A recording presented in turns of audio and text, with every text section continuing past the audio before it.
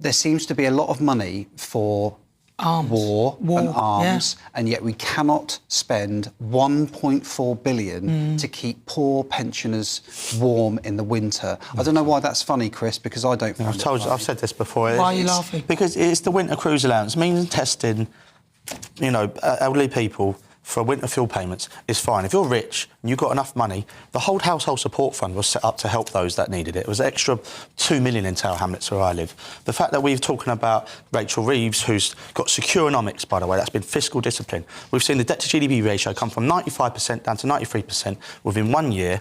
Yes, there's been difficulties with bond markets moving, but ultimately, when it comes down to our security and our sovereignty, we've got to make sure that we're putting money in the right places. And if that means... But we're spending more on net zero. If that means... if that's so important... That's energy security, that's all part of it. That's ridiculous. Cost of living crisis, bring the costs down, yes. We're spending more on net zero than we are on arms to go to Ukraine. If that was if that was the case, right, and Keir Starmer said, right, we're going to scrap net zero and we're going to spend more on defence and put that into... I'd have a little bit of respect for him. But he's not. He's spending more on net zero, he's taking money away from pensioners, he's got absolutely no... It's absolutely bonkers, this inheritance tax on farmers, and yet we can always find this money to send abroad. And don't get me wrong, it's for a good cause, but what about the British people? Well,